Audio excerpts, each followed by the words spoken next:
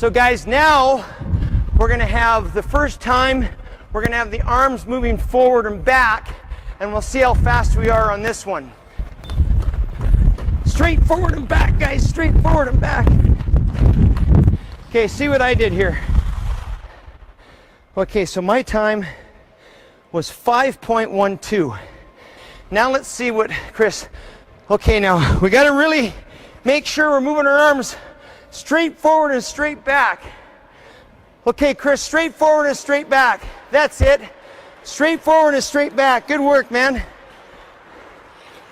See, Chris's time was 4.89. Now we'll watch what Nolan does. See, Nolan's still having a hard time moving his arms side or forward and back. He was 4.97. Now, let's have all of us skate in a normal way. The way elite or fast skaters skate. Actually, the way that all three of us skate with our arm movement. So now, guys, just skate normal, okay? And we'll see if we're faster. We'll see if we're faster, okay?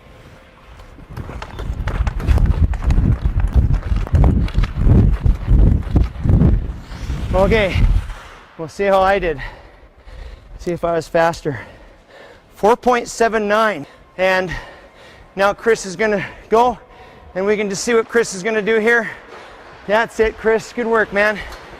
Side to side. 4.73. And we'll see what Nolan does here. And we'll see if Nolan is faster. He certainly looks faster, doesn't he, ladies and gentlemen? 4.65. All right, now let's analyze these times for myself, Chris, and Nolan. So when we skated with the narrow stride, bringing the skate back in, kind of that heel click that some power skating instructional programs talk about, I had a time of 5.04 seconds. Chris was 5.10, 5.10 seconds. Nolan was 5.12 seconds.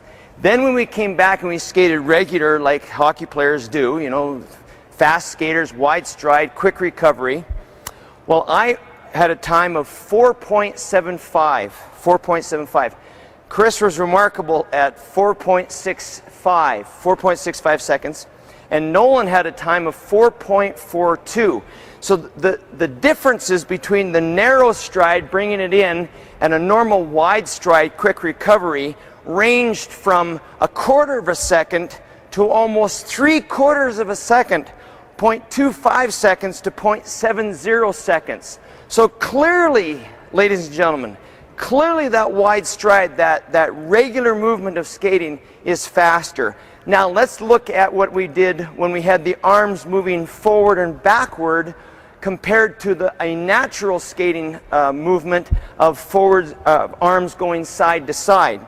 So when we were skating with the arms going straight forward and straight back, or at least when we were trying to do it, I had a time of 5.12. Chris had a time of 4.89, and Nolan had a time of 4.97. Then when we came back and had a natural movement, arms moving to the side, legs moving to the side, but primarily the arms, I had a time of 4.79. Chris had a time of 4.73, and Nolan had a time of 4.65.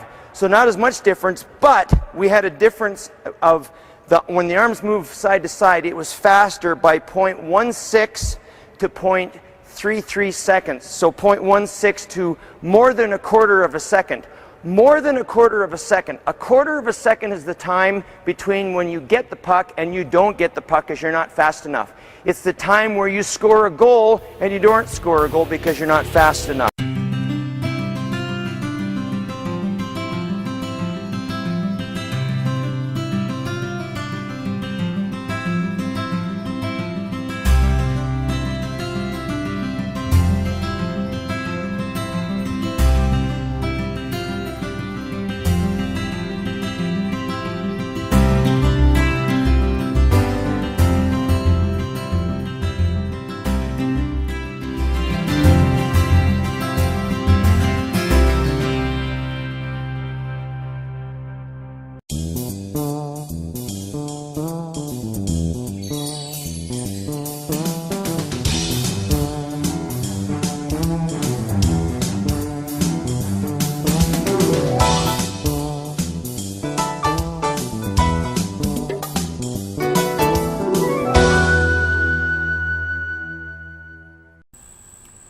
Hi, this is Kim Lukhard, Hockey Mom RD, and today I'd like to highlight some snacks you can eat in the 15 to 30 minute window before a practice or a game.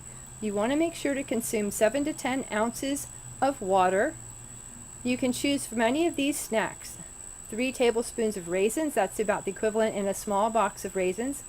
A half a cup of applesauce, that's a snack pack or one of those go-go squeeze tubes. 7 or 8 saltine crackers, and 1 granola bar. You want to consume about 25 grams of carbohydrates or less during this time. This will top off your tank before ice time and you'll be ready to go. Happy skating till the next time. This has been Kim Lukhard, Hockey Mom RD. This programming is brought to you by Local Video Marketing.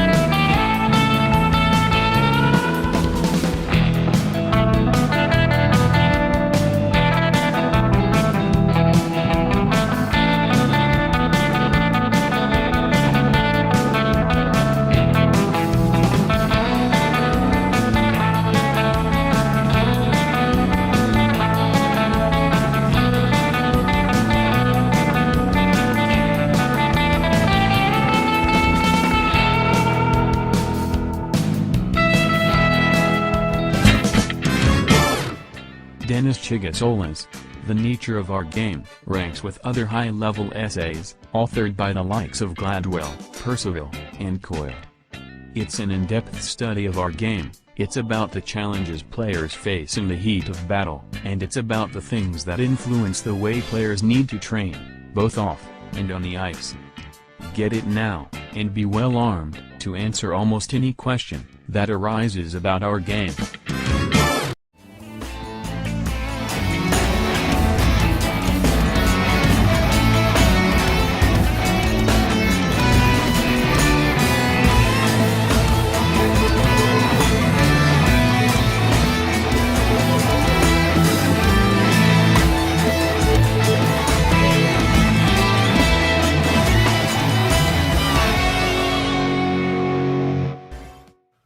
You ready for the 12 best exercises to go ahead and get started with when you're first implementing a resistance band program?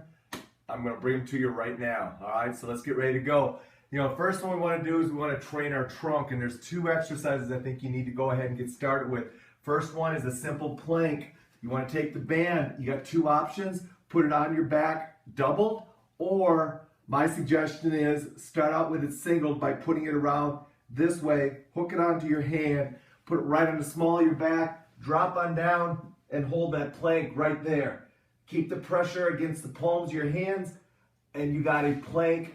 Very easy exercise to get started with. From there, we want to add a little bit of mobility. So we're going to go into a mountain climber. Keep your belly button tight and go into a simple mountain climber as your second exercise for your trunk. From there, let's move on to now hitting our back. What we're going to do is we're going to drop down. We're going to stay on the floor for this one. We're going to hook it around our feet. Now make sure you've got your feet separated apart. Hands go through the loops so you can pull with your mid-back. We're going to go into what we call seated rows.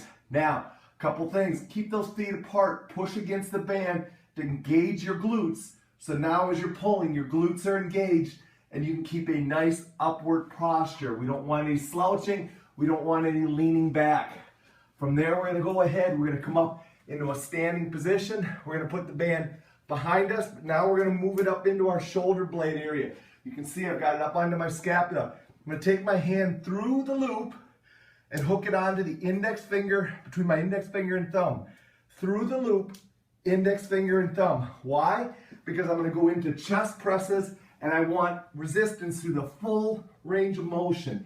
So I'm going to knock it out, going through the full range of motion. From there, we're going to drop down. We're going to step on it with one foot. We'll go with our left foot. We're going to step through, and we're going to put it up into this position with our hands shoulder width apart, so we can go ahead and do an incline chest press. Notice I keep the band apart, my hands apart.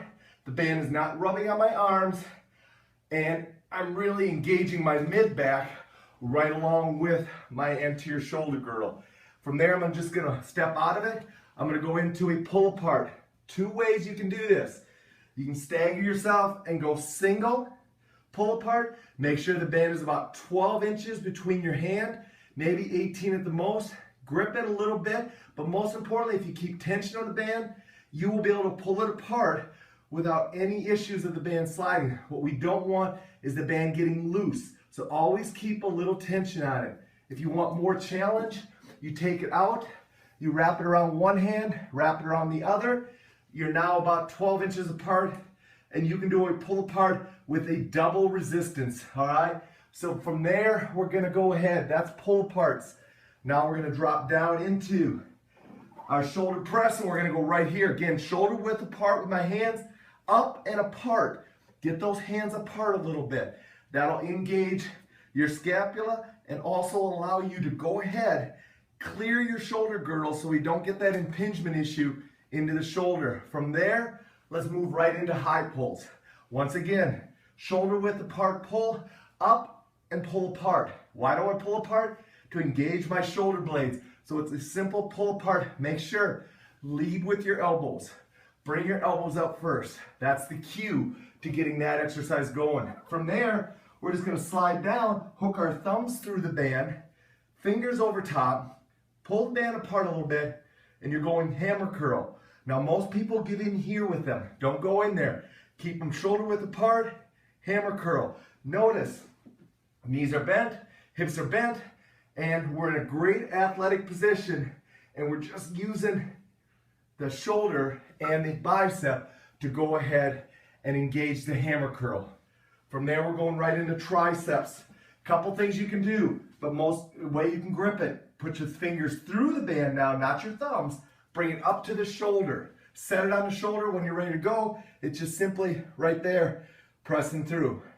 That is how you're going to go ahead and do a tricep press. So we got core, we got back, we got chest, we got shoulders, we got arms. Let's finish with legs. You know where I'm going here. We're going front squat. Put that band up onto your shoulders, elbows up, front squat. All the way down, all the way up, knocking out that exercise just like that. Now I'm gonna keep it right there because I'm just gonna step out and right into a split squat.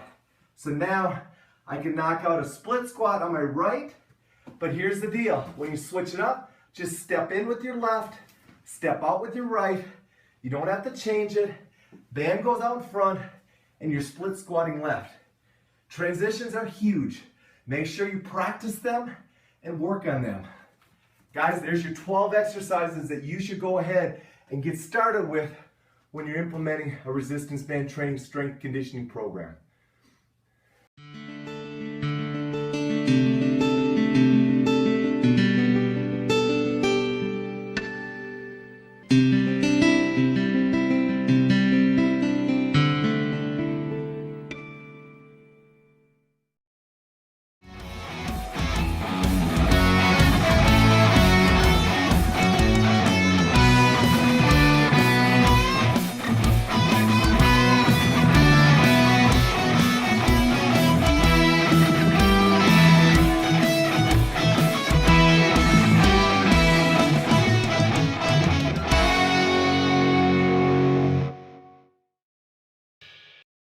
Hello and welcome to Talking NHL with John and Howie, a new segment that we'll be bringing you every week to keep you up to date on what's going on around the NHL.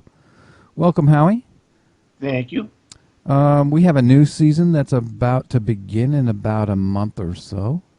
So a lot of stuff has been going on in the off season. Who do you think made the most improvements in the East for next season? In the East, I would have to say the biggest improved team would be Carolina. I think they will make a good push for the playoffs, but won't make it. But I think they will also play spoilers to those who are on that bubble. I agree. I don't think they'll make the playoffs, but I do think that they may make a little change in the standings on the plus side. And who do you think took a step backwards in the East? Without even thinking, I'd say Washington. I think they lost a lot of their solid core. Yep, I agree. They lost a lot of people for sure, and it will hurt them in the standings. I think we'll see a big change in the standings. Let's move over to the West. Who do you think made the most improvements in the West? I ain't even thinking about it because I hate them, but I would have to say Anaheim. Mm-hmm. I think they're going to be even better than what they were last year, which scares me. I think bringing in Miller, I think, granted, Miller didn't have great numbers in Vancouver, but you compare the two defenses between Vancouver and Anaheim, I think his numbers are going to change drastically for the better, and I would not be surprised to see Miller give Gibson a run for that starting spot. I agree. They will be a force to be reckoned with for sure, and maybe the best in the whole conference, possibly. Possibly, yeah. And who do you think took a step backwards? The West is tough because, I mean, no one really made any bad moves, but I think the team that's probably going to take a step back, possibly, unfortunately, I would have to say your LA Kings. They brought in Kemper, which was a good move, but other than that, they're just getting old. Yeah, I agree. I think adding Kemper will help Quick. I don't know how healthy Quick will be. I know he's healthy now, but I don't know how long that'll last. Right. But they are an aging group, and I think they will struggle to make the playoffs. Yeah. So, the other team that I had mentioned was Minnesota Wild as a team that I thought did not improve. I think Minnesota is pretty much staying the course. I don't think they went either way for good or bad. I think what they lost, they got back in return. We shall see. Yeah, we shall see. We have a little bit of time, so let me ask you this: so, what your opinion is on adding a new team to the NHL next year, the Las Vegas Golden Knights? Long run, I think they're going to be. I think it's going to be they'll do good financially the first couple of years, but they're going to end up being another Arizona. Mm-hmm. Well, we'll see. That will be it for this week, but next week we will bring you some more stuff on what's going on around the NHL. For Howie and myself, we bid you all adieu. Farewell. This programming is brought to you by Local Video Marketing.